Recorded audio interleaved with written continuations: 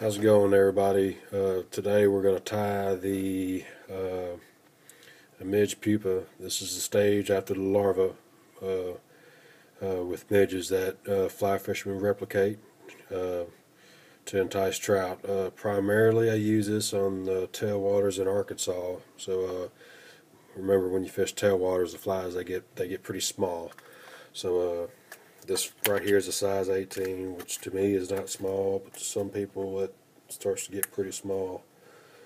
This is what the finished fly looks like. So and basically it's just a zebra midge with a plume on the front, and I'll show you how to tie that right now. So just put your hook in the vise, and so you get your thread, and I like to do this to my thread, get all those winds out of it and stuff. Just makes life just a little, it's one of those little things that makes life easier. So I'm going to start my thread, budding wraps. This is a thread body, so keep that in mind. And then I'm going to give me some fine wire. I'm going to show you how I pull that off. Is I'll just take it and do this. Okay. Some people ask me why I don't use scissors. I just don't want to wear my scissors down. That's the only reason why I do that. Just saves on the scissors.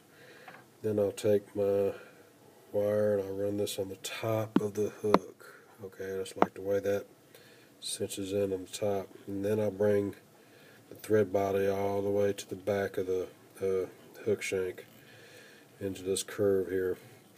So I'll leave this wire out the back, and then I'll start bringing this to the front. Now remember, I'm going to go ahead and get this wire down. Now, right around the middle is where that thread lies right now. Okay, so for this next step, that's where you want your thread to wind up. So now I'm going to pull me a couple of these peacock plumes, and I'll need 2 of them. So I'm going to pick me out a couple of those, and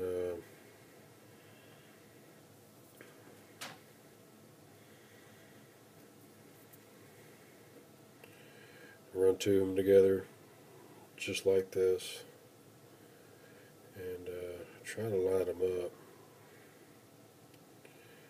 where they curve the same. Doesn't have to be, but I try.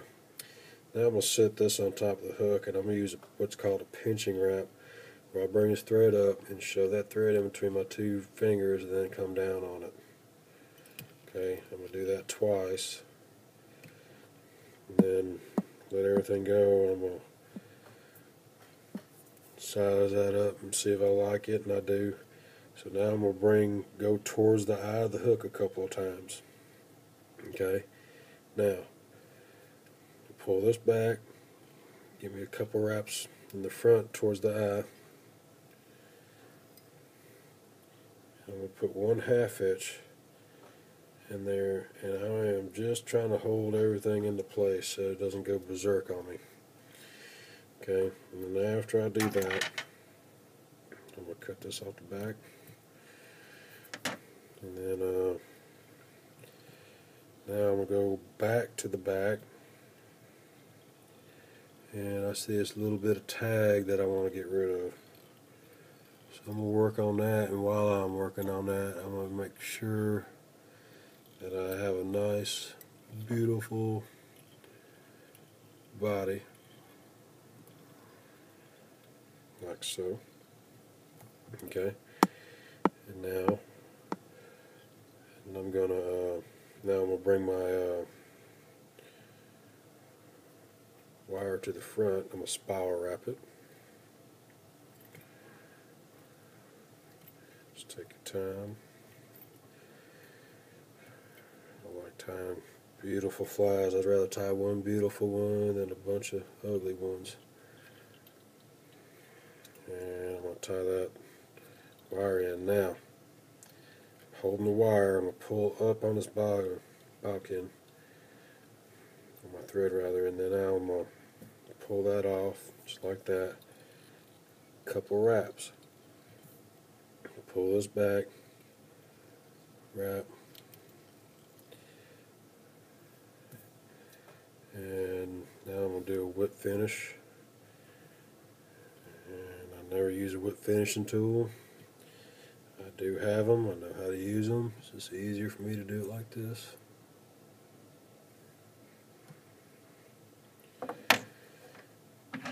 Now I'm going to cut that. When I cut this, look at your eye, and I want 2 eye links, which is very small, about like that. And now all I gotta do is epoxy it, and that is the Midge Pupa. And you fish this kind of like a dry fly in the surface film. I do use floating with it because it's just heavy enough to get it into the surface film, even with the floating. And to me, the epoxy part is important. It makes it look beautiful, and it'll make it last a lot longer. I hope you enjoyed that, and this is the Midge Pupa, and hope it works out for you. Tight fly lines.